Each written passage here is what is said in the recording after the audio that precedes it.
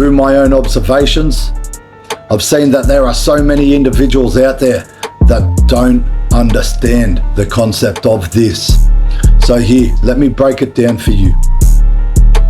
You think about the way our own daily habits and actions and what it is that we participate in all areas, affect who are we to become.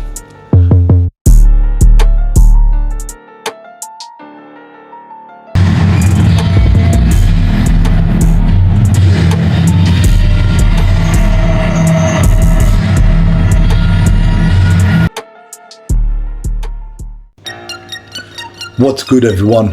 Just out here getting after it once again. You know what it is, and I hope all you guys out there are doing just the same, continuing on this journey to be able to create better individuals to give back to your dogs and your family units. Now, I wanted to jump on here and speak to you about that when you seek comfort, it's only leading you to you neglecting yourself. That when you aggressively seek your comfort zone time and time again, that this is only you neglecting self. I personally think that this is quite self-explanatory. But you know what? Through my own observations, I've seen that there are so many individuals out there that don't understand the concept of this. So here, let me break it down for you. You think about the way our own daily habits and actions and what it is that we participate in all areas, affect who are we to become. The way it affects who we are within our true identities.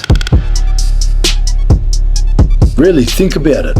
The way it affects us in all areas of mind, body and soul. So talking about the way it affects us within mind, body and soul, let's start off with the mind. Every single time we shy away from our responsibilities because we do not want to face the adversity of the challenges of holding ourselves accountable to those responsibilities. What is it that we're doing? Every single time we choose to sit within our comfort zone and not say and do the things that need to be said and done, such as setting boundaries or having that difficult conversation. What is it that we're actually doing? Think about it. Every single time we face that little bit of challenge that we know we should be really pushing ourselves a little bit further in, what is it that we're doing? We are allowing ourselves to become mentally soft. We are failing to set our own boundaries, therefore disrespecting self. We are failing to be honest with those around us, so therefore disrespecting those that we claim to love and care for. We're sugarcoating everything. We're giving half truths. We're lying because we're too worried about the way we feel within these areas. And when you chase your comfort zone within this area, you destroy yourself mentally. So therefore, you're just neglecting self. You're neglecting yourself. Within body, every single time you choose to eat poorly, every single time you choose to overeat, every single time you choose to overindulge within gluttony, every single time you choose to not feed yourself, every single time you choose to not challenge yourself within fitness. Really think about it. What is it that you're doing to your body? Do you not understand that you are just neglecting yourself physically? Every single time you choose to hit that snooze button. How are you supposed to be an individual that can be trusted, that can be depended on, when you show that you can't even show up for self first and foremost?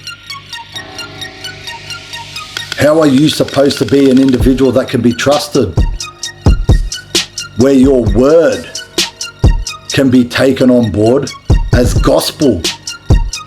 When you refuse to even show up for yourself, you can't even keep your word to yourself. You show discernment within you, yourself, constantly chasing your comfort zone time and time and time again, to the point where this now becomes a priority over what is best for you. And then you wonder why you also fail to show up for your spouse, for your children, for your dogs, for your brothers and sisters.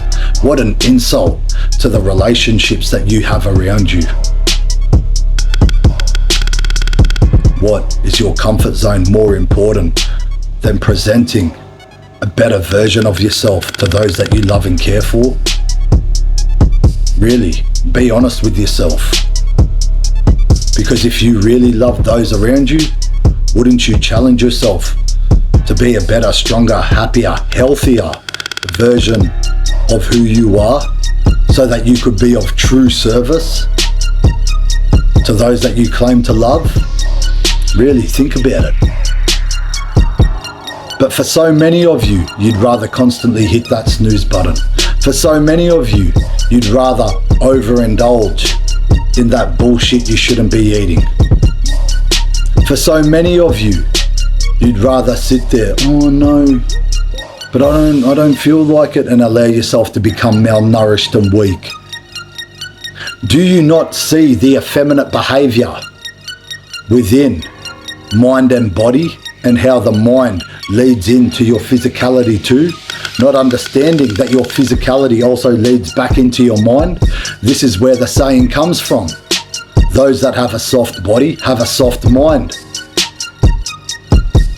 Those that have a soft mind also have a soft body, because every single time it's up to you to push through a little bit of adversity, you crumble, you break. And this is not a message to try and make you feel a certain way, but understand that if you do feel a certain way about what it is that I'm saying, why not do something about it? Because it's not hard to connect the dots. It's not hard to see that 1 + 1 = 2.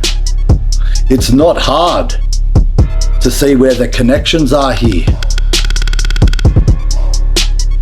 For so many individuals out there, you guys prioritize your comfort zone above all else. Therefore, not only neglecting yourself, but also neglecting those around you. You neglect the relationships and what it is that you prioritize within those relationships, because you would rather prioritize your comfort first and foremost. And then going into the way that this affects you as an individual, within your soul, within your heart, because you are choosing to participate within the daily habits and actions, where you are always constantly trying to appease your own excuses and your own internal narrative of why it's okay for you to be such a blatant pleasure seeker, because everything is always about the way you feel. Do you not see the connection within the effeminate behavior here? Within the mental weakness here that leads also into your physical weakness and instabilities within all areas. How are you supposed to substantiate yourself from your heart within your soul and the way you identify yourself to who you truly are when you just neglect yourself through your own mind and body time and time and time again? Do you not understand that through your daily habits and actions is what's going to lead you to who you are to become, for either better or worse? Not everything always has to be about the way things make you feel. Not everything good is designed to be comfortable. Understand that growth, that resilience, that test of character is always going to be something that is founded within being uncomfortable. For you to achieve a better version of yourself, it is going to be uncomfortable. That's the point.